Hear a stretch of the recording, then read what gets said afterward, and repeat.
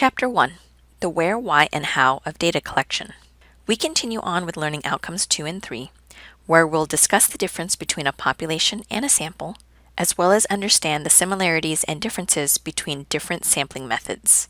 A population is a set of all objects or individuals of interest, or the measurements obtained from all objects or individuals of interest.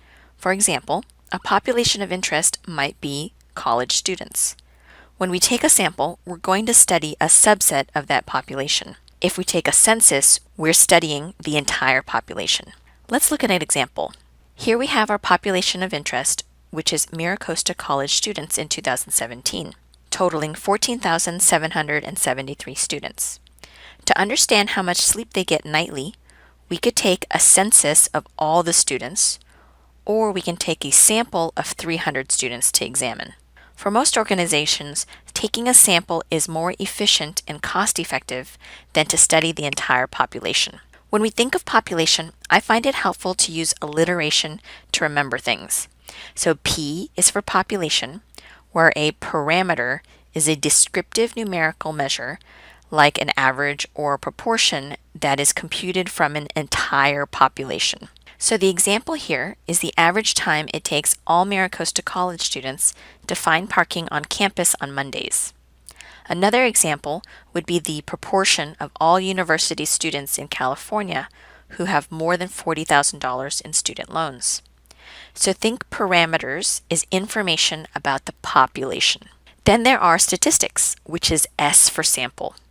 When we talk about samples, we can calculate statistics from these samples. These are also descriptive numerical measures, like an average or a proportion, that is computed from a sample selected from a population.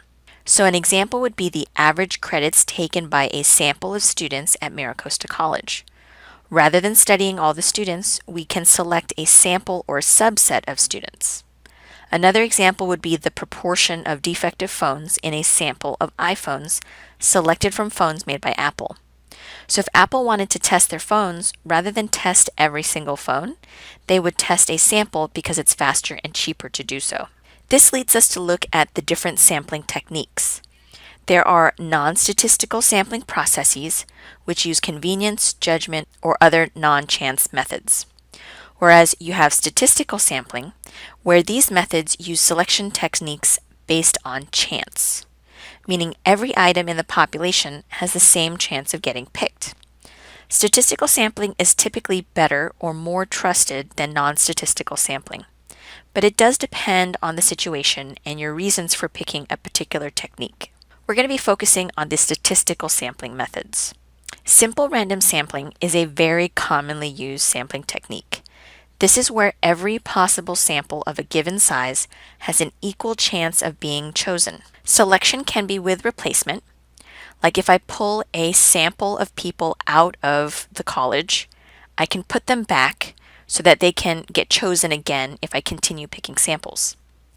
Or we can do it without replacement, meaning once I pull a sample out of a population, they are now excluded from future sampling. A simple random sample can be obtained using a table of random numbers or computer random number generator. Excel can do this for you, for instance. Another technique is called stratified random sampling.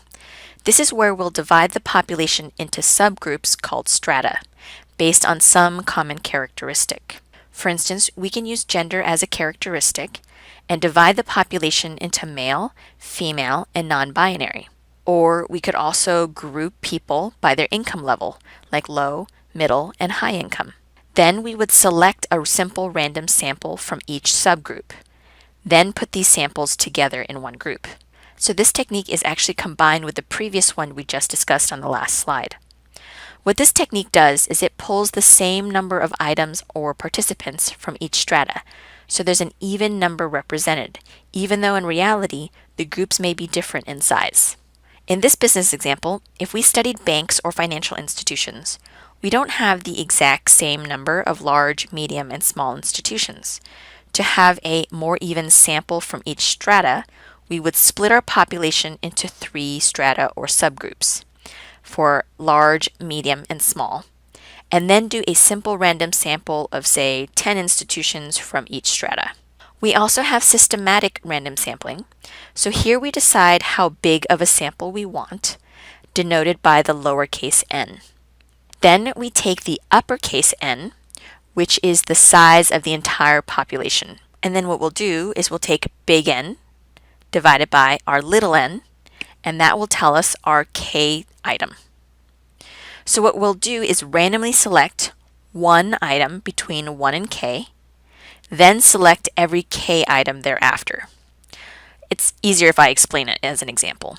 So let's say we have a population of 12 people right here, and we want a sample size of 4.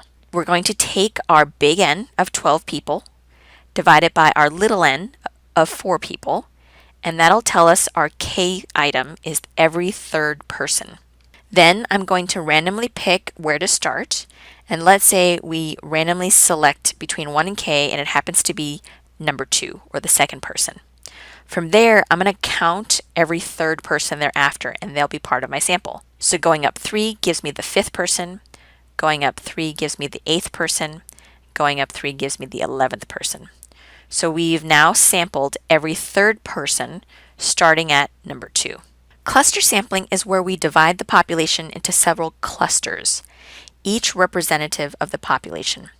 And this is typically geographical. So anytime you hear anything related to geography or area, this is your clue that this is a good situation to use cluster sampling. Once the population is clustered, we would then select some of the clusters using simple random sampling. Again, this particular technique includes the basic technique we discussed earlier. All items in the selected clusters could be used, or we can use certain items to be chosen from the cluster using another probability sampling technique. So we can actually combine multiple techniques together. So it's like doing techniques within techniques. An example would be if we wanted to study what kinds of businesses Oceanside has. So we would take each city block as our cluster, assuming the blocks are about the same distance and length, since it's a geographical area. Once we've identified all possible clusters or city blocks with businesses, we can then take a simple random sample using Excel or some random number generator and select some clusters. Then we can either decide to study all the businesses in each of these clusters, or we can narrow it even further and say, you know what, I only want to choose 3 businesses randomly in each cluster or block. And that again would require us to do some kind of sampling technique. So for a business example, let's say a warehouse manager wishes to select a statistical sample of products located across the warehouse. The warehouse has 10 aisles in bins stacked 3 high in 20 stacks per aisle.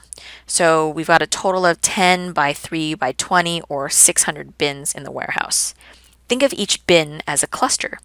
So you can see here we're working with geographic location of a bin, and then we can randomly select the clusters or bins and sample some items from each of these bins. This would be a good technique for Amazon to do if they wanted to double check the organization of their inventory. But again, they don't want to waste the time to look at every item in every bin, so they'll use cluster sampling to statistically choose which bins to examine. So here's a summary of the different sampling methods covered. We have non-random sampling, which means non-chance processes, which we don't actually use very much in this class because it's not as useful to us. And we have random sampling techniques, which means every item or participant has the same chance of being chosen. Again, these are considered statistical and you will see them throughout the course. If you have any questions, just let me know.